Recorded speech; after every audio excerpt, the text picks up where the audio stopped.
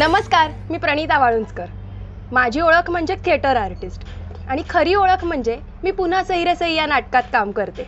आपण मराठी माणसांनी हे सगळ्यांनी नाटक बघितलंच असेल असं मी 70% अज्युम करते आणि 30% होप करते की बघितलं नसेल तर बघाल. आता या नाटकाची काय काय गंमत आहे आणि पुढे काय काय माहिती आहे हे आपण सगळे जाणून घेऊच यात.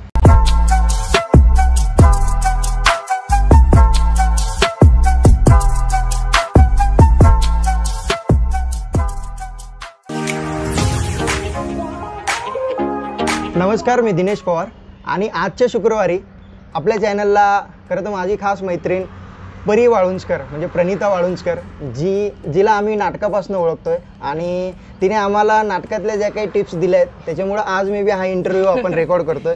So overall thank you so much परी. क्रिएशन पुण्यापासून सुरुवात केली, आज पुन्हा सही रे सहीपर्यंत तू पोचली आहे. भरत जाधवांसोबत तू प्रत्यक्ष काम करते आणि याच्यात आम्हाला सगळ्यात मोठा आनंद आहे की तू एका चांगल्या सिनियर आर्टिस्टसोबत, ज्याला आम्ही बालपणापासून आपण सगळे बघत आलेलो आहेत आणि अशा सिनियर आर्टिस्टसोबत काम करताना तुझ्या जे काही गमती आहेत, तुझे जे काही किस्से आहेत, आज आपण या सगळ्या इंटरव्ह्यूमधून आपण रेकॉर्ड करणार आहोत. So welcome. प्रत्येकाचं स्वप्न असतं की आपण थिएटरमधनं सिनेमाकडं किंवा सिरियलकडं किंवा वेब सिरीजकडं प्रवास करावा, पण तू थिएटरच्या छोट्या लेवलपासून एका मोठ्या लेवलपर्यंत गेले. प्रायोगिक नाटकापासून सुरुवात केली, तू आज कमर्शियल नाटकांपर्यंत पोहोचले आणि खूप उत्तम ही बाब आहे, सगळ्यांसाठी एक मोटिवेशन आहे आणि आम्ही सगळेच खुश आहोत. सो आपण ह्या इंटरव्ह्यूच्या सुरुवातीलाच माझा पहिला प्रश्न असा आहे की भरत जाधव एंटरटेनमेंट पुन्हा सही रे सही इथपर्यंत पोहोचण्याचा प्रयत्न आणि पोहोचल्यानंतरचा प्रवास कसा असला? खरं सांगायचं तर इट वॉज अ लक. म्हणजे खूप प्रमाणात स्ट्रगल, खूप वर्ष स्ट्रगल अशी माझी स्टोरी नाही आहे. माझी स्टोरी कायम एक लकी पर्सन म्हणूनच होती. तर नॉर्मल मी पुण्यात प्रायोगिक नाटकं करत होते, त्याच्यानंतर मला पुण्यातच कमर्शियल नाटक मिळालं होतं. मग मी ड्युएल सिम नावाचं एक नाटक करत होते. आमचे प्रयोग चालले होते, कोल्हापूर, सांगली, पुणे असे प्रयोग सुरू होते. आणि मला माझ्या वहिनीचा फोन आला की मी माझ्या नाटकाचे अपडेट्स ना फेसबुकवरती सतत पोस्ट करत असते की कुठे प्रयोग आहे, म्हणजे जे बघतील तुम्ही या प्रयोग बघा असं. मग कुठलंही नाटक असलं तरी. सो मी ड्युएल सिमचे पण तसेच पोस्ट करत होते, पोस्टर्स पोस्ट करत होते आणि तिला एकदम क्लिक झालं की माझी वहिनी भरतनाट्यम डान्सर आहे. तर तिच्या एका ओळखीच्या मित्रांनी तिला सांगितलेलं फक्त की भरत जाधव त्या नाटकासाठी एक मीरा जे कॅरेक्टर आहे ती वेगळी आर्टिस्ट बघतायत, तर रिप्लेसमेंट साठी बघतायत. तर माझ्या वहिनीला सांगितलं की तुझ्या कोणी ओळखीची असेल तर तू सांग, कारण ओपन ऑडिशन अशी नाहीये, नाही तर मग खूप हजारो मुली येतील, कारण एवढं मोठं नाटक आहे म्हटल्यावर. म्हणून तिला असं रॅन्डम FB वरती माझी पोस्ट दिसली आणि तिने मला फोन केली की तू थिएटर करतेस तर काय हरकत आहे, पुण्यामध्ये जा, भेटून घे. ऑडिशन ॲज सच नाही, पण एक काइंड ऑफ ऑडिशन आहे. त्यांना लोक कळतात की कितपत जमेल किंवा बोलता कसं येतं, डायलॉग डिलिव्हरी कशी आहे हे. तर जा म्हणाली मला की जाऊन बघ. तर ती म्हणत होती की भरत दादा स्वतः ऑडिशन घेणार आहे, भरत दादा स्वतः ऑडिशन घेणार आहे. मी पूर्ण वेळ कूल होते, ऐकत होते. तर मी म्हटलं कुठलं नाटक, कोण भरत दादा, असं मी म्हटलं. तर ती म्हटली भरत जाधव. आणि मी म्हटलं काय? ती म्हटली सही रे सही. आणि मी म्हटलं सही रे सही अजूनही सुरू आहे? म्हणजे इतक्या लहानपणापासून आपण हे नाव ऐकत आलोय. It is like a brand, it is a big brand. आणि मला असा शॉक बसल्यासारखं झालं की ते स्वतः ऑडिशन घेणार आहेत. पहिले तर मी खूप जास्ती नर्वस झाले होते, पण मग नंतर मी म्हटलं की ही माझ्याकडे स्वतःहून चालून आलेली अपॉर्च्युनिटी आहे. का मी कुठे काही गेले नाही, माझी प्रोफाईल पाठवली नव्हती, मुंबईत सुद्धा मी अजून कधी गेले नव्हते. सो मग मी आवरून वगैरे ज्या दिवशी ठरवलेलं त्या दिवशी आम्ही महाराष्ट्र मंडळला गेले. ऑडिशन होती जी काइंड ऑफ. तिथे भरत सर स्वतः बसले होते आणि 7-8 मुली होत्या तिकडे. पुण्यातच, म्हणजे मी तेव्हा मुंबईला नव्हतेच गेले कधी. ऑडिशन होती, 7-8 मुली होत्या. माझं युजली असं होतं ऑडिशन्सला गेलं की बाकीच्या मुली बघितले की अरे यार गेलं आपलं, असं माझं एक होतं, कॉन्फिडन्स माझं जातोच म्हणजे. तर मी काही नाही, शांतपणे जाऊन बसले आणि त्यांनी विचारलं की तिथे काही स्क्रिप्ट वगैरे अशी नव्हती की ही पाठ कर आणि बोलून दाखव, असं काही नव्हतं. तर त्यांनी विचारलं की काही तयार असेल तर दाखव बोलून. तर मग त्या मुलींचं जरा असं झालं की नाही, तयार असं काही नाहीये, तुमच्याकडे स्क्रिप्ट आहे का, किंवा डेट्स कोणाच्या अवेलेबल आहेत कोणाच्या नाही. तर माझा सगळ्यात बिंदास्त ॲटिट्यूड होता की हो, माझं आता नाटक सुरू आहे, त्यातला मोनोलॉग मी म्हणून दाखवू शकते, किंवा डेट्स हो माझ्याकडे फ्री डेट्स अवेलेबल आहेत, दौरा हो मला दौरा आवडतोच, असं साधारण अतिशय बिंदास्त ॲटिट्यूड होता. जसा एक प्रायोगिक थिएटर आर्टिस्टचा जो असतो ना तसा ॲटिट्यूड. कारण तो त्यांना मेन खूप आवडला आणि त्यांनी मला सांगितलं की तुझा मोनोलॉग म्हणून दाखव. मी 2 सेकंदात उभी राहिले आणि पटापट माझा ड्युअल सिम मधला मोनोलॉग म्हणून दाखवला आणि तो त्यांना इतका आवडला ते मला म्हणाले की तुझ्या पुढच्या, आणि त्यांनी मला सगळ्यांसमोर विचारलं की मीराचा रोल आहे, सैरे सई तर तू बघितलं असशीलच.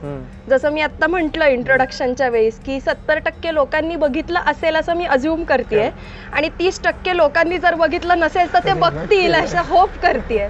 तर मी त्या अनफॉर्च्युनेट 30% लोकांपैकी होते जिने नव्हतं बघितलं सैरे सई. तर तिकडे थोडासा पचका झाला त्या पॉइंटला. ते म्हणाले अगं तू 7 वर्षाची असतानापासून मी हे नाटक करतोय, तुला अजून बघायला वेळ नाही मिळाला का नाटक? मग माझं असं झालं की नाही आता बघायलाच पाहिजे. काय मिस झालं काय कळलं नाही. आणि 2 दिवसात गुरुवारी प्रयोग होता पुण्यात.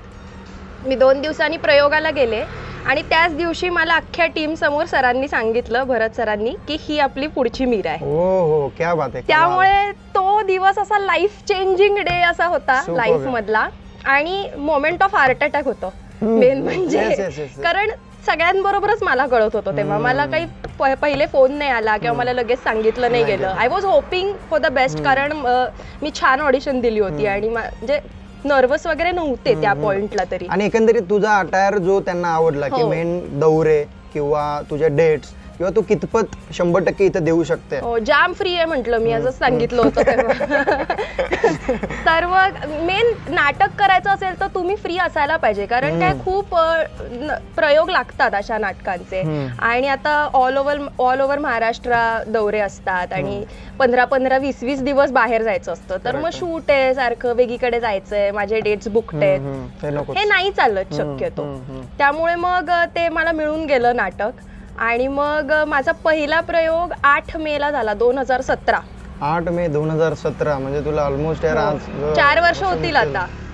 नाशिकला होता पहिला प्रयोग. ओके. आणि माझ्या आधी जी मीरा करत होती ना तर ती माझ्या बरोबर होती तेव्हा प्रयोग. बरोबर. मग मीरा रिप्लेसमेंटचा जो काही किस्सा आहे, मग पहिली जी मीरा पुन्हा सैरे सई करत होती तिच्याबद्दल काय असं इन्सिडेंट घडला की रिप्लेसमेंट शोधायला लागले?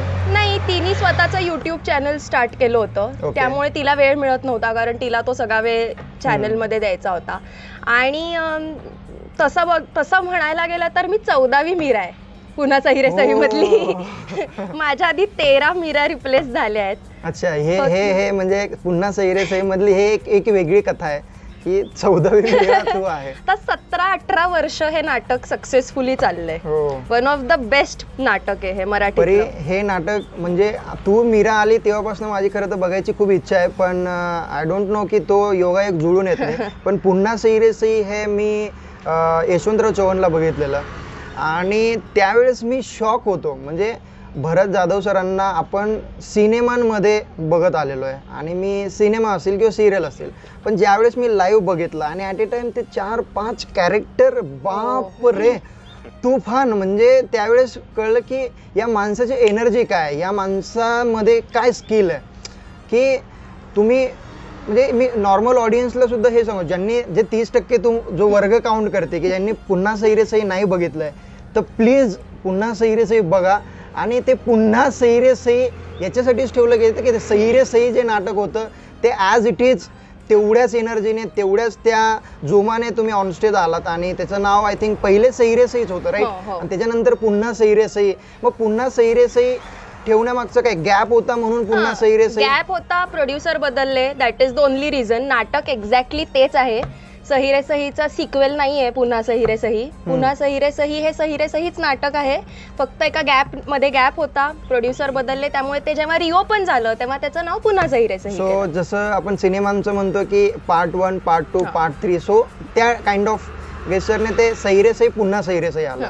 सो प्लीज मित्रांनो, ज्यांनी सैरे सई अजूनही बघितलं नसणार, प्लीज हे नाटक जरूर बघा. पुण्यातल्या ऑडियन्ससाठी खास सांगतो की जेव्हा केव्हा नाटक लागतंय तेव्हा मे बी माझ्याकडनं सुद्धा बऱ्याचदा प्रयत्न असतो की तुमच्यापर्यंत या नाटकाचे प्रमोशन जे काही ॲक्टिव्हिटीज असतील ते पोचवायचं. आणि परी ऑलवेज तू फेसबुक, इंस्टाग्रामवर, व्हॉट्सअपवर ॲक्टिव्ह असते, ज्याच्यातून तुझ्या स्टेटसमधनं बऱ्याच जणांना कळतं. आणि इव्हन याच्या आधी बऱ्याचदा मी मेसेज करून झालेत की मला बघायचं आहे, मला परत यायचं आहे कुठे शोल, पण ताळमेळ अजून जमला नाही. सो नक्की पुन्हा सैरे सई बघायचा वेळ लवकर येईल आणि बघू. बरं, याच्यात आता सगळ्यात मजेची बाजू, लोकांचा जो काही प्रवास असतो, आधी सपोज स्कूल ॲक्टिव्हिटीज असतील, कॉलेज ॲक्टिव्हिटीज असतील, त्यानंतर मग ते प्रायोगिक आपण नाटकं जे करतो की ज्याच्यातनं खरं तर आपण कमर्शियल माइंड ठेवलेलं नसतं, वय वेगळं असतं आणि त्याच्या हिशोबाने आपलं फक्त एक कलाकार म्हणून एकच हौस असते की मला ऑनस्टेज काम करायचं. तू खूप चांगले नाटकं प्रायोगिक केलेले आहेत. प्रायोगिककडनं आपण कमर्शियलकडे प्रवास करताना बऱ्याचदा तर प्रायोगिक करत असताना लोकांचा व्ह्यू किंवा एक बेंचमार्क त्यांचा असा सेट करायचा असतो की प्रायोगिक नंतर मला कमर्शियल मिळो ना मिळो, पण मला एक वेब सिरीज, मला एक सिरियल, मला एक सिनेमा मिळायला पाहिजे. पण तू प्रायोगिक नंतर कमर्शियल नाटकाकडे जो तुझा फोकस ठेवला आणि त्याच्यात मला असं वाटतंय की तू सक्सेसफुल ठरली. कारण आज एवढं मोठ्या ब्रँडसोबत तू जुळलेली आहे, एवढं चांगलं तुला नाटक मिळालं आणि मे बी याच्यानंतर जे काही तुझ्या लाईफमध्ये चेंज होणार आहे तो मे बी या नाटकामुळेच होणार आहे. सो तुला कधी असं वाटत नाही का की मी नाटकातनंच नाटकामध्ये आले, पण नाटकातनं may be me serial, नाटकातनं may be Tu cinema किंवा नाटकातनं मे बी तू OTT प्लॅटफॉर्मसाठी जाऊ शकली असते, असं कधी पश्चाताप नाही का? नाही, अजिबातच नाही. कारण लोक परत सिरियल, OTT प्लॅटफॉर्म सगळं करून नाटकाकडे येतात. तो फक्त मी आत्तापुरती स्किप केलाय, कॅन्सल केलेला नाहीये. अर्थात मला स्क्रीनवरती काम करायचं आहे आणि मला खूप आवड आहे, म्हणूनच मी माझं YouTube चॅनल चालू केलंय. म्हणजे थोडंफार मी माझे व्हिडिओज करू शकीन, माझ्या कन्सेप्ट मी लिहिते, त्या मी ऍक्ट करते, एनॅक्ट करते किंवा जे काय. तुझ्या YouTube चॅनलचं नाव आता रिव्हील केलं तर मे बी आणखी ज्या लोकांनी मिस केलंय ते बघू शकतात. कारण की मित्रांनो, परीचे YouTuberचे व्हिडिओज, कॉन्सेप्ट आणि एक ना अनेक कॅरेक्टर्स कमालीचे मी लॉकडाऊनमध्ये खरं एन्जॉय केले. सो तू तुझ्या चॅनलचं नाव सांगू शकते? माझ्या चॅनलचं नाव परिमीटर आहे. तर तुम्ही यूट्यूबवर जा, चेक करा, प्रणिता वाळुंजकर टाईप केलं तरी येईल नक्कीच चॅनल. आणि त्याच्यावरती मी सगळ्या केलेल्या कन्सेप्ट्स माझ्या स्वतःच्या आहेत. मी कन्सेप्ट्स लिहिल्या आहेत, आम्ही शूट केलं आहे घरीच. ते खूप अगदी घरगुती लेवलवर केलेलं आहे, कारण लॉकडाऊनमध्ये आम्ही स्टार्ट केलं आणि आई बाबांच्या सपोर्टनी केलं. परंतु परी खरं तर तू लॉकडाऊनमध्ये जे काही प्रयोग केले त्याच्यातून ती लिहिलेली कॉन्सेप्ट, शूट करणं, कॅरेक्टर बिल्ड करणं, लोकेशन, कॉस्ट्युम, या सगळ्या गोष्टी तू जे काही डेव्हलप केल्यात त्याच्यातनं अल्टिमेटली टेक्निकल गोष्टींकडे आपण जाऊयात नको, पण कॉन्टेंट आणि कॉन्सेप्ट जी होती ती खूप कमालीची, एंटरटेन करणारी होती. सो खूप खूप शुभेच्छा. त्या चॅनलला तू अजूनही चालू ठेवलं तर खूप बरं होईल, कारण की त्याच्यातनं आपला जो काही ऑडियन्स आहे, आपला जो मास ऑडियन्स आहे तो आपण वेगळा कव्हर करू शकतोय इन्स्टेड ऑफ तुझ्या नाटक आणि बाकी तुझ्या ज्या काही ॲक्टिव्हिटीज असतील त्याच्या व्यतिरिक्त. तर परी, नाटकात लाईव्ह सगळ्या गोष्टी घडत असतात, ज्या सिनेमात मे बी टेक घेऊन, डिरेक्टरच्या पॉईंट ऑफ व्ह्यूने, ॲक्टरच्या पॉईंट ऑफ व्ह्यूने त्याला वेळ घेऊन प्रॉपर ब्रॅकेटने ते आपण शूट करू शकतोय. नाटकासाठी तो ऑप्शन खरं तर नाही आहे. आणि लाईव्ह सगळं काम करत असताना प्रत्येक वेळेस 100% कॉन्सन्ट्रेशनने फुल फ्लेज ती एनर्जी टिकून ठेवणं, आणि ते पण एवढ्या मोठ्या कलाकारासमोर आपली एक म्हणू शकतोय की एक बाजी लागलेली असते की तेवढ्या ताकदीने, तेवढ्या एनर्जीने आपण तेवढं परफॉर्म केलं गेलं पाहिजे. तर कधी असं घडलेलं आहे का की ऑन स्टेज काहीतरी चुका घडतायत, पण घडता घडता त्या वाचल्यात किंवा त्याच्यातनं आपण बाहेर पडलो, असे काही किस्से? काय आता फंबल वगैरे कधी कधी होत राहतं, पण म्हणूनच आपण याला प्रयोग म्हणतो ना. येस. प्रायोगिक असो, कमर्शियल असो, शेवटी तो प्रयोग असतो. दरवेळी एक वेगळ्या पद्धतीने तो प्रयोग होत असतो आणि खरं ते लाईव्ह असण्यातच मजा आहे. कारण जेव्हा आपण शूट करत असतो ना, आपल्याला कुठेतरी मेंटली माहिती असतं की आपण रिटेक देऊ शकतो, चुकलं थांबू शकतो, परत शूट करू शकतो. इथे there is no second chance. Yes, त्याच्यामुळे चॅलेंजिंग आहे असं मला वाटतं. मी एकदा स्टेजवरती परफॉर्म करता करता डान्स करताना पडलीये सुद्धा. ओह, अच्छा. प्रयोगात पडलीये. पण त्या डान्स मध्ये असं होतं की माझा, भरत सरांचा आणि माझा अजून एक को ऍक्टर आहे मनोज दादा, असा आमचा डान्स होता. आणि मी पडले आणि 1 सेकंदभर घाबरले, पण दुसऱ्या सेकंदाला या दोघांनी तो पार्ट ऑफ द ऍक्ट आहे आणि ही घाबरून डान्स करताना पडलीये, नवऱ्याला घाबरून. Okay okay. ह्या पार्ट ऑफ द डान्स मध्ये ती पडलीये असं दाखवून दोघांच्या एक्सप्रेशन्सनी सांभाळून घेतलं आणि मी ते कॅरी केलं. क्या बात. त्यामुळे कोणाला कळलंच नाही की ही चुकून पडलीये किंवा गाऊन अडकून पायात पडलीये. हे स्पॉन्टेनियसली जे गोष्टी घडून जातात त्याला आपल्या को ऍक्टरने कशा पद्धतीने रिएक्ट करून सांभाळून घेतात आणि प्रेक्षकांना कधी कधी असं बिलीव्ह करून देतात की हे पार्ट ऑफ द नाटकच आहे, याच्यात आम्ही वेगळं काही केलेलं नाही किंवा चूक आमच्याकडनं घडलेलं नाही. तो सगळ्यात बेस्ट पार्ट खरं तर तोच असतो. कारण मी जे काही 2-5 नाटकं केलेले त्याच्यातही सुरुवातीचा काळ होता आणि खूप जास्त भीती असायची आणि कितीही रट्टा मारून कितीही डायलॉग आपण पाठांतर करून आपल्या आर्टिस्टसोबत कितीही कॉम्बिनेशन फ्रिक्वेन्सी चांगली मॅच झालेली असेल तरी लाईव्हला म्हणजे काही ऑप्शनच नाही, कारण चुका 100% होतात. आणि त्यावेळेस कळतं की ती खरी मजा आहे की प्रयोग करत असताना असे काहीतरी कळत न कळत गोष्टी घडल्या तरी त्या प्रयोगात कशा सांभाळून घ्यायच्यात. आणि त्या तू जे प्रायोगिक आधी नाटकं केले त्याची ती प्रॅक्टिस झाली मे बी, म्हणून या नाटकाला तू फुल फ्लेज त्या लेवलला काम करते. भरत जाधवांकडनं तुला कुठल्या गोष्टी ॲक्टिंग क्षेत्रातल्या कलाकार म्हणून तुला जास्त जवळच्या वाटल्यात आणि त्यातनं तू काय शिकलेस? मी खरं सांगायचं ना तर प्रत्येक दिवशी प्रत्येक दिवस मी त्यांच्या बरोबर असते, मी काहीतरी शिकत असते. ओके. तुफान एनर्जी आहे त्या माणसामध्ये, म्हणजे अनबिलिव्हेबल आहे, अनबिलिव्हेबल. की त्यांचं काय मत आहे माहितीये का, की आपल्याला जर आपले कॅरेक्टर्स कळले ना तर ते सोपं आहे करायला. मग ते कॅरेक्टर्स 4 असू देत, 8 असू देत किंवा कितीही असू देत, तुम्ही ते कॅरेक्टर्स बदलू शकतात जर तुम्हाला प्रत्येक कॅरेक्टर तेवढं नीट कळलं असेल तर. आणि ते आम्हाला कायम असं सांगतात की आज समजा 1000 लोक भरत जाधव यांना बघायला आली आहेत नाटकात, तर तुम्ही भरत जाधवचं नाटक आहे म्हणून एनर्जी कमी पाडू देऊ नका कधीही. कारण त्या 1000 लोकांमधली कमीत कमी 300 लोक आज तुला बघतायत. ऑफकोर्स, नक्कीच. त्यामुळे तू त्यांच्यासाठी तितकं चांगलं परफॉर्म कर. आणि आता काय झालंय, ही टीम एक फॅमिली झाली आहे, कारण एवढे एकत्र ट्रॅव्हल करतो, एवढ्या दिवस एकत्र असतो की आता एक फॅमिली झाली आहे. म्हणजे जसं फॅमिलीमध्ये भांडणं होतात पण प्रेमही असतं, एकमेकांना प्रोटेक्ट करणं असतं, एकमेकांबरोबर राहणं असतं, एकमेकांना सांभाळून घेणं असतं, हे सगळं आमच्या टीम मध्ये होतं. त्यामुळे ती परफेक्ट टीम मिळाल्यामुळे तो प्रत्येक प्रयोग तितकाच एनर्जीने होऊ शकतो. म्हणजे आता कधी कधी 3 प्रयोग असतात दिवसातनं, तर प्रयोगाच्या आधी इतकं दमून गेल्यासारखं वाटत असतं की आज तेवढी एनर्जी लागणार आहे का. पण ज्या मोमेंटला स्टेजवरती पाय टाकला, ते लाईट्स, ते म्युझिक आणि तो ऑडियन्स बघितला ना, तेवढी एनर्जी येते ना आपोआप अंगात. पण परी दिवसातनं 3 प्रयोग म्हणजे हे खरंच चॅलेंजिंग आहे यार. किती वेळा, आणि मुंबईत वेगवेगळीकडे 3 प्रयोग, म्हणजे ट्रॅव्हल करून प्रयोग, त्याच्यातनं तुमचं गेटअप, कॉस्ट्युम, मेकअप, हेअर सगळं करून त्या नाटकासाठी फुल सेट काढून सेटवाले परत जातात तिकडेच. प्रत्येकाचंच कौतुक आहे खरं सांगायचं तर. इव्हन आता 4 डमीज प्ले करतात भरत सरांचे, कारण एका वेळी 4 सुखात्मे दिसत असतात स्टेजवर. हा बरोबर. तो किस्सा काय मग? खरं तर त्यांचं टायमिंगही तितकंच महत्वाचं आहे. पण हे म्हणजे हे आज खरं तर राज आहे की म्हणजे हा आता बोलता बोलता मला, कारण मी पुन्हा सैरेसही खरं तर बघितलेलं होतं आणि त्याच्यातनं असं आहे की एका विंगेतनं एक्झिट आणि दुसऱ्या विंगेतनं एंट्री आणि लुक चेंज आहे. हो, ते काय म्हणजे काय टीम वर्क आहे. आणि दुसरं सांगायचं झालं तर real magician never reveals his secrets असंच मी म्हणेन. प्रत्येक प्रयोगानंतर लोकांना एवढी क्युरिओसिटी असते, कपाटात पेटीत बंद केलेला माणूस वरनं बाहेर कसा आला, काय आहे तुमची सिक्रेट, काय आहे ट्रिक. त्यांना एकच असतं, परत या बघायला, पुढच्या वेळी बघा कळतंय का. असं करत एका माणसाने अक्षरशः 200 प्रयोग बघितलेत. आणि अमरावतीला तो 199 तिकीट्स घेऊन आला होता. अच्छा. की हा माझा 200वा प्रयोग आहे. हो, अच्छा. इतक्या वेळा त्यांनी, आणि तेव्हा माझे 200 प्रयोगही करून झाले नव्हते. म्हणजे मला असं झालेलं की किती जुना रिपीट ऑडियन्स आहे या नाटकाचा. आणि म्हणजे लिटरली लोकांनी कधीही न बघितलेलं नाटक वगैरे जे असतं ना, ते पहिलं नाटक म्हणजे सैरेसईपासून सुरुवात करतात, कारण त्यांनी नाटकात आवड निर्माण होते. येस.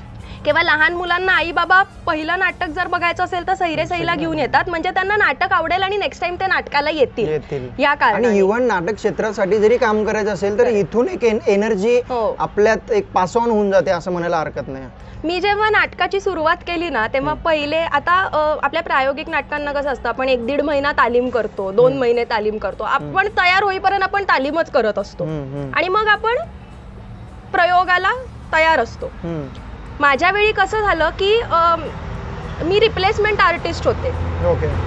15-17 वर्ष नाटक करणारी अख्खी टीम माझ्यासाठी 1.5 महिना नव्हती देणार परत. तर मग मी 2 दिवसात तयार झाले. 2 दिवसाच्या प्रॅक्टिस वरती मी प्रयोगाला उभी राहिले आणि माझी प्रॅक्टिस स्वतः सरांनी घेतली. स्वतः सरांनी येऊन मला नाटकाचा ग्राफ काय आहे, तुझं कॅरेक्टर काय आहे हे सगळं सांगितलं आणि मग प्रॅक्टिस घेतली, प्रयोग सुरू झाला आणि मग प्रयोग जसे जसे प्रयोग होत गेले तसे थोड्याशा गोष्टी बदलत गेल्या. तर आधी सर मला असं म्हणायचे, तुझा जो पुण्याचा स्पीड आहे तो थोडासा पण मुंबईत आणूयात का, कारण नाटकाचा स्पीड इतका फास्ट आहे आणि मी अगदी आरामात बोलायचे नाटकात, म्हणजे माझे डायलॉग्स वगैरे जे असायचे ना निवांत आपले येणार फुटेज माझं असं. तर सर मला म्हणायचे की आपल्या नाटकाचा स्पीड थोडासा मुंबई स्पीड आहे आणि तू एकटीच पुण्या स्पीड मध्ये करतेय, तर मग थोडस फास्ट करायला लागायचे. मग त्या थोड्या गोष्टी बदलत गेल्या आणि आता हळूहळू मी टीम बरोबर अख्खी सेट होत गेली आहे आणि प्रत्येक प्रयोग करताना इतकी मजा येते ना, म्हणजे ऑडियन्सला बघून जी मजा येत असते ती वेगळी आणि आर्टिस्टना परफॉर्म करताना जी मजा येत असते ती वेगळी.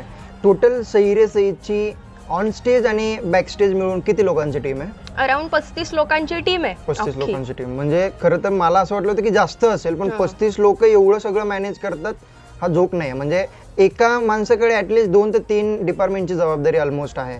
आणि या नाटकाचे आता सध्या प्रोड्युसर भरत जाधव स्वतः प्रोड्युसर आहे. म्हणजे मग भरत जाधव एंटरटेनमेंट प्रस्तुत करतात हे नाटक.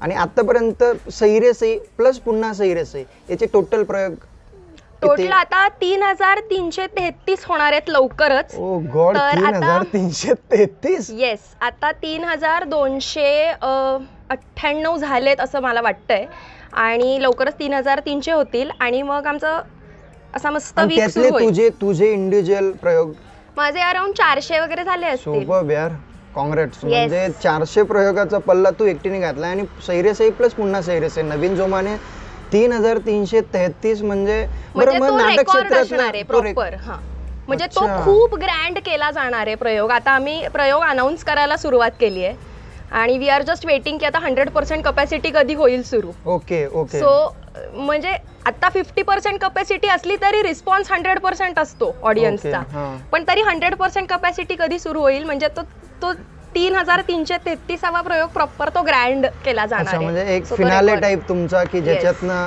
म्हणजे 3चा आकडा जो आहे तो. वा. याचे प्रयोग महाराष्ट्रात आतापर्यंत सगळ्या ठिकाणी झालेले आहेत. महाराष्ट्राबाहेर कुठे झालेत आय डोंट नो. म्हणजे अमेरिकेत. अच्छा, अमेरिकेत US टूर झाली आमची 2019 मध्ये ऑक्टोबर-नोव्हेंबर 1.5 महिना. त्या टूर साठी म्हणजे तेव्हापासून, म्हणजे तो कधी झाला तो टूर? 2019 ऑक्टोबर-नोव्हेंबर. जे की तू 2017 पासून जॉईन आहे, म्हणजे तो टूरला तू होते. मी 1.5 महिना US फिरून येता आलंय. माहिती नाही आता कधी बघता सुद्धा आलं असतं का नाही, काहीच आयडिया नाही. तर या नाटकामुळे मला US ला जाता आलं आणि फक्त US लाच असं नाही तर US मध्ये सगळीकडे 15 सिटीज मध्ये 17 प्रयोग होते. 1.5 महिना प्रयोग. आणि तिथे कसं सॅटर्डे संडे असतात ना प्रयोग, तर मग उरलेले दिवस आम्हाला फिरायला मिळायचं, सगळीकडे जायला मिळायचं, डिझनीलँड बघायला मिळालं, त्या बऱ्याच गोष्टी. तर खूपच म्हणजे I am always grateful to सैरे सई, कारण त्याशिवाय हे पॉसिबलच नव्हतं. मग त्याच्यात आता अमेरिकेत ज्यावेळेस तुमचे प्रयोग लागले, म्हणजे हे मला क्युरियोसिटी खरं तर म्हणून या सगळ्या गोष्टी विचारतो आणि माझ्याबरोबर माझ्या ऑडियन्सचे सुद्धा काही प्रश्न आहेत. तर आता तुमचा महाराष्ट्रात किंवा भारतात जे काही प्रयोग झालेले त्याच्यासाठी तुमचा जो सेट आहे तो सगळा तिकडं कसा मॅनेज केला मग तुम्ही? तर आता तो सेट घेऊन जाणं पॉसिबलच नव्हतं, त्यामुळे हे खूप प्री प्लॅन केलेली गोष्ट होती. ओके. तर मग सेट डिझाईन अख्खं पाठवलेलं आणि प्रत्येक ठिकाणी प्रत्येक ऑर्गनायझरनी सेट बनवले. आणि सगळ्यात अवघड हा सेट बनवणं आहे, कारण ह्याच्यामध्ये खूप गिमिक्स आहेत. अच्छा. आणि ते सेट मध्ये पण आहेत. हो. त्यामुळे तो सेट बनवणं खूप अवघड आहे आणि प्रत्येक ऑर्गनायझर्सनी ते वर्किंग असतात अर्थात सगळे, तर आपलं काम सांभाळून शनिवार रविवार जागून एकत्र भेटून प्रत्येक ठिकाणी सेट बनवले. क्या बात आहे. आणि सगळ्याचे म्हणजे त्यांना फोटोज पाठवायचे, सतत फोनवरती बोलणं व्हायचं, सतत काय कॉन्व्हर्सेशन व्हायचं, व्हिडिओ कॉलिंग व्हायचं आणि त्याप्रमाणे सगळीकडे परफेक्ट सेट बनवले गेले. आम्ही जाईपर्यंत सगळे सेट्स तयार होते तिकडे. कुठं असं झालं की थोडा डिफरन्स, तुम्ही रेग्युलर महाराष्ट्रात जे काही प्रयोग करतात त्याच्यातल्या सेटची प्रॅक्टिस आणि अमेरिकेत गेल्यानंतर तुम्ही जे प्रयोग केले त्याच्यात सेटचं थोडाफार जरी 10 म्हणजे 19-20 आपण जो शब्द वापरतो तो जर काय त्याच्यात तुम्हाला काय असं जाणवलं? बऱ्याच डिफरन्स होता, कारण डिट्टो असा सेट बनणारच नाही, कारण हा 2 लेवल सेट आहे, तो तसाच्या तसा बनणं पॉसिबलच नव्हतं. सो थोडाफार फरक होताच दरवेळी. तर मग आम्ही थोडं लवकर पोचायचो, जायचो, सेट बघायचो, मग ठरवायचो की हे सीन्स कसे करायचे, कारण इथे हे नाहीये किंवा असं काही. पण मॅनेजेबल होतं सगळं, सेट्स खूपच छान. तिकडचा अमेरिकेचा जो ऑडियन्स होता, जो की बट ऑब्वियस मराठी ऑडियन्स तर असेलच, पण त्यांचे रिएक्शन काय होते? त्यांनी याच्या आधी कुठं भारतात किंवा महाराष्ट्रात नाटक बघितलं होतं का त्यांचा वेळच असा होता की पहिल्यांदाच ते नाटक बघायची वेळ त्यांची होती? मॅक्झिमम जणांनी खूप वर्षांपूर्वी बघितलं होतं, पण ते तेव्हा प्रॉबेबली सुरुवात असेल नाटकाची, कारण खूप वर्षांपासून ते US मध्येच आहे आणि US मध्ये पहिल्यांदाच गेलेलं हे नाटक. सो ते वेडे झालेले सगळे, म्हणजे इतका अप्रतिम रिस्पॉन्स होता, इतका मस्त रिस्पॉन्स होता सगळीकडे, म्हणजे सगळे शोज हाऊसफुल. आणि ते जे ना लोकांच्या डोळ्यात ते पाणी असतं, ते प्रयोग झाल्यानंतर ते उभे राहिलेले असतात, ते चिअर करत असतात आणि ते जे भाव असतात ना, म्हणजे दॅट इज वर्थ इट. म्हणजे those looks are worth performing every time with the same energy. इतका म्हणजे ते भारावून गेलेले असतात प्रत्येक कॅरेक्टरनी, त्या स्टोरीनी, त्या स्पीडनी, त्या डान्सेसनी. आणि कितीही वेळा बघितलं तरी आपण अगदी पहिल्यांदाच बघितलंय असं वाटतं. ते खरं म्हणजे या नाटकाची कमालच ती आहे खरं तर, की कितीही वेळेस जरी बघितलं तरी असं वाटतं की मी पहिल्यांदाच बघतोय. आणि सगळ्या वेळेस अरे हे मागच्या नाटकात मे बी मी मिस केलं असेल, असं प्रत्येक वेळेस काही ना काही नवीन गोष्टी मिळतात खरं तर. तर अमेरिकेत टोटल तुझ्या म्हणण्याप्रमाणे 17 प्रयोग आपण केलेत. तर 17 प्रयोग कुठल्या कुठल्या सिटीमध्ये, म्हणजे त्याचा डिस्टन्स जे ट्रॅव्हल जो होता तो कसा होता? म्हणजे मला सोप्या भाषेत म्हणायचं झालं तर महाराष्ट्रातल्याच सगळ्या सिटीमध्ये होतात की महाराष्ट्र व्यतिरिक्त वेगवेगळ्या राज्यांमध्ये ट्रॅव्हल होता? म्हणजे अमेरिकेत जे तुम्ही प्रयोग केले? नाही, सगळीकडेच. म्हणजे ईस्ट कोस्टला पण होता, वेस्ट कोस्टला पण होता. आता आम्ही स्टार्ट कॅलिफोर्नियातनं केलं होतं, शिकागोत होता, बॉस्टनला होता, न्यू जर्सीत होता. म्हणजे ऑलमोस्ट सगळे मेजर सिटीज कव्हर केलेले. आणि आता न्यू जर्सीला लागून न्यूयॉर्क आहे, तर न्यूयॉर्क मध्ये प्रयोग नव्हता, पण आम्हाला गॅप होती, मग आम्ही न्यूयॉर्कला जाऊन आलो, तिथे लायन किंग बघितलं. सो सगळं प्रोडक्टिव्ह होतं, म्हणजे एक्सप्लोर करायला खूप जास्त चान्स होता. 1.5 महिना ऑलमोस्ट तुम्ही अमेरिकेत गेल्यानंतर नाटका व्यतिरिक्त तुम्ही जी अमेरिका एन्जॉय केलीत त्याच्यातल्या काय गोष्टी आहेत? खरं तर ही क्युरिओसिटी आहे अगेन, कारण मी माझ्यासारख्या अनेक माझ्या बंधू भगिनी ज्यांना अमेरिकेत आम्ही फक्त पिक्चर असेल किंवा यूट्यूबला ज्या गोष्टी बघायला मिळतात त्याच, आणि लांबून बघितलेलं अमेरिका, आणि काही काळ तुलाही अमेरिका फक्त अमेरिका वाटत होता आणि प्रत्यक्ष गेल्यानंतर तुला जो काही अमेरिका बघायला मिळाला, काय फरक आहे किंवा काय गोष्टी आहेत की ज्या चांगल्या गोष्टी ज्या आवडल्यात तुला आणि ज्या अजिबात नाही आवडल्या, ज्याच्यात तुला असं वाटलं की अरे आपला हिंदुस्थान, आपला भारतच खूप चांगला आहे? कुठल्या गोष्टी आहेत? नाही, मला असं वाटतं की फिरायला खूप मस्त आहे, पण माझं पर्सनल असं मत आहे की मी परत इथेच येईन असं. सो 1.5 महिन्यासाठी खूप मजा आली, पण ग्लॅड की आय केम बॅक हिअर असं. तर जसं आपण इमॅजिन केलं असतं किंवा वेब सिरीज मध्ये बघितलं असतं तसंच आहे. द मेन थिंग वॉज की तिकडचे जे सगळे ऑर्गनायझर्स होते ते आयुष्यात आले. इतकं प्रेम, इतकं त्यांना असं झालेलं की इंडियातनं कोणीतरी आलंय आपल्या, त्यामुळे ते इतके खुश होते, इतके एक्साइटेड होते. आणि आम्ही ऑर्गनायझर्सच्या घरी राहत होतो, मोठी मोठी घर होती किंवा आम्ही आमची टीम डिवाइड करून राहत होती. अर्थात आम्ही सगळे 35 जण गेलो नव्हतो, खूप कमी जण गेलो होतो आर्टिस्ट, त्यामुळे. पण खूप मजा आली तिकडे शॉपिंगला जायला वगैरे. जे ऑर्गनायझर्स आहेत ते ऑर्गनायझर्स, म्हणजे तू जसं मगाशी म्हटली की वर्किंग आवर्स मधनं ते वेळ काढून या सगळ्या गोष्टी मॅनेज करत होते, मग ते ऑर्गनायझर्स फुल फ्लेज नाटक किंवा या इंडस्ट्रीतनंच बिलॉंग करतात? नाही, की नाही, ते आवड म्हणून करतात. ते आवड म्हणून करतात, आपलं कल्चर जपायला करतात. अच्छा, म्हणजे त्यांनी त्यांची जी खूप ह्यूज लेवलवर आणि ते सगळं तिथे असतं. म्हणजे आर्टिस्ट असतात, त्यांचे स्वतःचे शोज असतात, म्हणजे हे सगळं चालू असतं. पण apart from that Monday to Friday जॉबही असतो.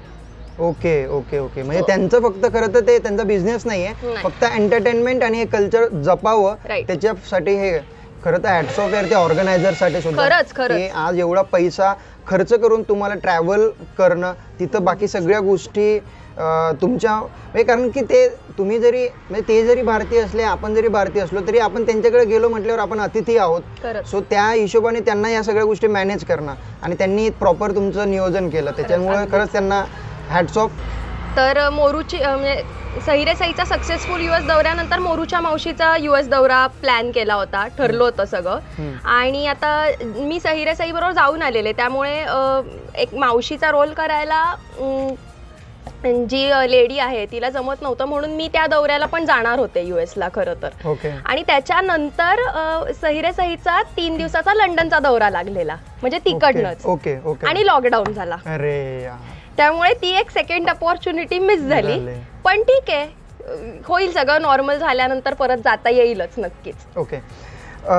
प्रयोगाची प्रॅक्टिस जी आहे, जी ऑलमोस्ट झालेली असते, सगळ्या गोष्टी फाईन असतात, पण तरीही बऱ्याच सरांच्या अँगलने बाकी ॲक्टर्सला ते अटेन्शन किंवा त्या झोनमध्ये राहण्यासाठी अजूनही प्रॅक्टिस ॲसच प्रॅक्टिस करतात की डिरेक्टली प्रयोग लागला की भेटायचा आणि प्रयोग करायचा, असं काही असतं? युजली प्रयोग लागला की भेटायचं, प्रयोग करायचा, असं नॉर्मली चालतं. पण जर एखादा आर्टिस्ट चेंज झाला किंवा रिप्लेसमेंट आर्टिस्ट येणार असेल तर थोडंसं लवकर येऊन प्रॅक्टिस करतो, सेटवरच प्रॅक्टिस करतो. किंवा मग अगदीच नवा असेल तर मग आदल्या दिवशी भेटून हॉल वगैरे घेऊन मग प्रॉपर प्रॅक्टिस होते आणि मग करतो. कारण काही लोक चेंज होत राहतात, कारण प्रत्येकालाच वेगवेगळी कामं पण मिळत राहतात. सो काही जणांना रिप्लेसमेंट आर्टिस्ट पण आहेत, सो तसं होत राहतं. अदरवाईज जर नेहमीची टीम असेल तर येणार, प्रयोग करणार. तुमचा इंटरसिटी जे काही ट्रॅव्हल असतो, तो ट्रॅव्हल मोस्टली म्हणजे ज्या काही नाटकाच्या बसेस असतात तर त्याच्यावर सगळी टीमच एकत्र असते. तर तुमच्या नाटकासाठी पण सेम नियम किंवा ती सिस्टीम लागू आहे की काही वेगळं आहे? भरत जाधव एंटरटेनमेंटची स्वतःचीच बस आहे, तर मग आमची स्वतःची बस असते, तर आम्ही बसनीच सगळीकडे ट्रॅव्हल करतो. इव्हन भरत सर सुद्धा आमच्याच बरोबर ट्रॅव्हल करतात. ते कधीच वेगळे फ्लाईटनी वगैरे जात नाहीत. त्यांना आवडतं, त्यांना ट्रॅव्हल करायला टीम बरोबर आवडतं. जसं मी म्हटलं, आम्ही एक फॅमिली झालोय, त्याच्यामध्ये भरत सर स्वतः आहे, त्यांनी ती फॅमिली सगळी धरून ठेवली आहे. त्यांचे सेटवाले सुद्धा गेले 15 ते 17 वर्ष सेम आहेत. क्या बात आहे. ही खूप मोठी गोष्ट आहे, कारण नाही राहत तीच लोक. त्या लोकांना खूप जपून ठेवावं लागतं आणि अख्ख्या सगळ्यांना इतकं जपून ठेवलंय, म्हणून ती आज एक अख्खी फॅमिली. भरत सर तर ऍक्टर म्हणून तर आहेतच, पण निर्माता म्हणून सुद्धा त्यांची भूमिका खूप स्पष्ट दिसून येते. खूपच छान आहे आणि नेहमी आमच्या बरोबर असतात. सगळीकडे आम्ही सगळे एकत्र ट्रॅव्हल करतो.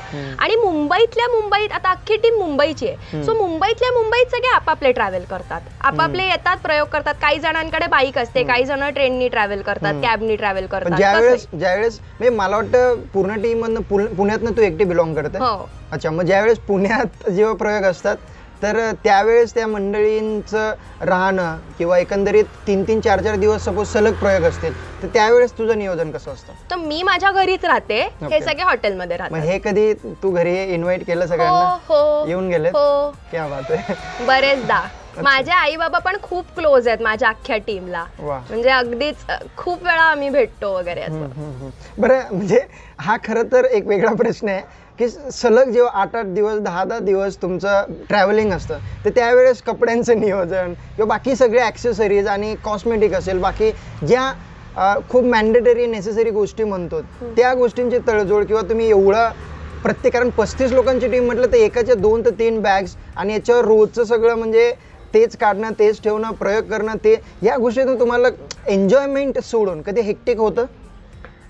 आता टीम मध्ये आर्टिस्ट म्हणून 3 मुली आहेत, बाकी सगळे मुलं आहेत, त्यांच्या काही बॅग्स नसतात.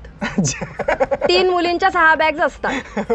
आम्हाला सगळं लागतं एक्स्ट्रा, हे आम्ही आमचं कॅरी करतो. बाकी काही यांचा काही प्रॉब्लेम नसतो. आणि प्रॉपर्टीचे कपडे आणि सगळं प्रॉपर्टीकडे असतं, ते काय आम्ही घरी घेऊन नाहीये. सो ते कायम कंपनी बरोबर असतं, ते वेगळं ट्रॅव्हल होतं, आपण आपलं वेगळं ट्रॅव्हल करायचं असं.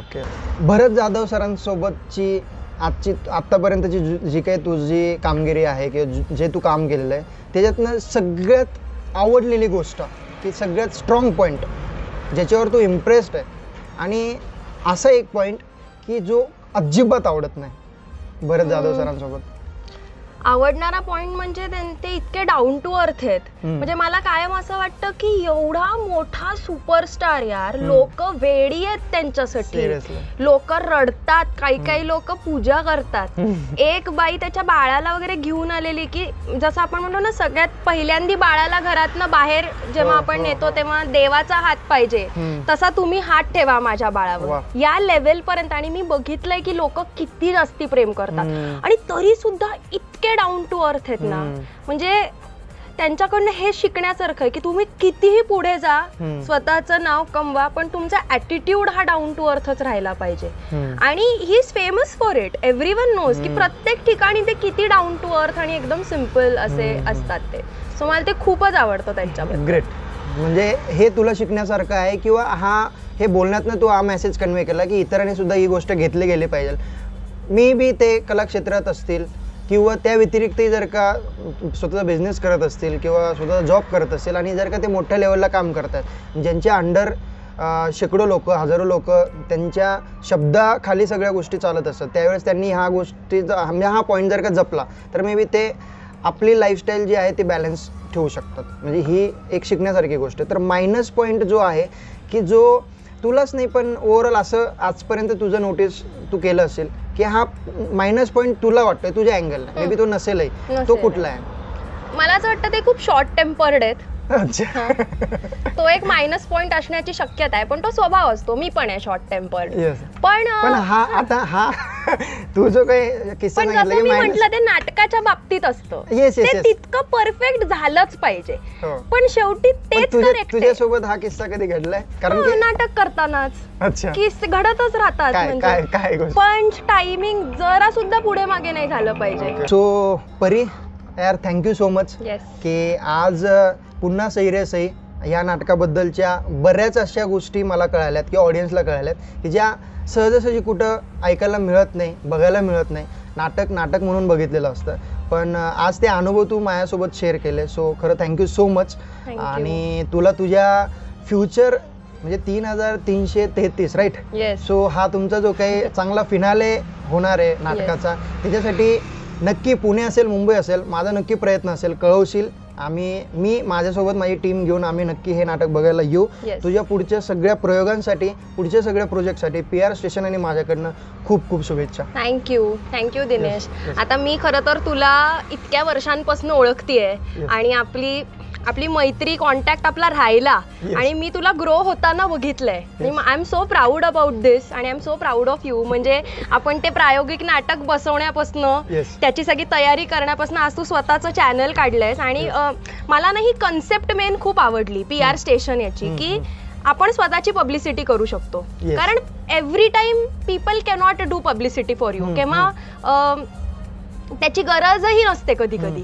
पण आपण सोशल मीडियावर स्वतःचं आपलं एक असं माध्यम तयार करून आपण आपली पब्लिसिटी करू शकतोय, ही खूप मोठी गोष्ट आहे. आणि थँक्यू, कारण मला हे सगळे किस्से इतके शेअर करायचे असतात आणि आज मला ते तुमच्या सगळ्यांबरोबर शेअर करता येत आहे. तुझ्याशी आपलं सुद्धा असं भेटून कधी बोलणं ऍक्च्युली झालेलं नाहीये. खरंच खूप छान आहे इनिशिएटिव्ह आहे. आणि मेन म्हणजे अशा गोष्टी माहिती आपल्याला ज्या माहिती नसतात त्या कळतात. एक्झॅक्टली त्या गोष्टी. आणि हे प्रत्येकाच्याच फील्ड मधल्या इतक्या वेगवेगळ्या व्हेरियस किस्से असतात आणि सगळ्यांनी सगळं जर एकत्र शेअर केलं तर आपल्याला किती गोष्टी माहिती होती. थँक्यू परी. वन्स अगेन मी तुला अगेन थँक्यू म्हणतो. आणि न्यू कमर्ससाठी जरी काही गोष्टी सांगायची वेळ आली तर त्या निमित्ताने आपण नक्कीच एखादा वेगळं सेशन, लाईव्ह सेशन असेल किंवा वर्कशॉप असेल किंवा कुठल्या ज्या गोष्टी असतील ज्याच्यातनं मला या व्हिडिओतनं मला कळतील आणि त्याच्यातनं आपण पुढचा प्रयत्न तसा करूया. नक्की. Thank you so much. Thank you for this wonderful initiative. PR station या चॅनलला तुम्ही जास्तीत जास्त शेअर करा, सगळ्यांपर्यंत पोहोचवा, लाईक करा, सबस्क्राईब करा आणि अजून असे खूप किस्से आपण सगळे मिळून ऐकूयात. आय होप तुम्हाला व्हिडिओ आवडला असेल, तुम्हाला इंटरव्ह्यू आवडला असेल, तुम्हाला किस्से आवडले असतील. जास्तीत जास्त शेअर करा आणि खूप खूप खूप लाईक करा.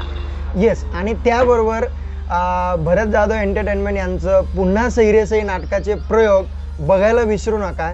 सगळ्यात जास्त प्रयोग म्हणजे ज्याचं वर्ल्ड रेकॉर्ड लवकरच आपल्याला बघायला मिळणार आहे. 3333वं नाटक, ज्याचा फिनालेचा चांगला प्लॅन ते कंडक्ट करतायत, ऑर्गनाईज करतायत. सो आपण सगळ्यांनी त्या नाटकाला आत्तापर्यंत दिलेल्या भरभरून प्रतिसादाबद्दल खरं तर मी परी आणि तिच्या टीमकडनं खूप आभार मानतोय. आणि ज्यांनी बघितलं नसेल तर त्यांनी प्लीज भरत जाधवांचं, परी वाळुंजकरांचं जे काही नाटक आहे ते प्लीज बघा. आणि नक्की तिच्या फेसबुक वॉल आणि इंस्टाग्रामवर कमेंट थ्रू, मेसेज थ्रू कळवा की तुम्हाला ते नाटक कसं आवडलं. So thank you so much. Thank you.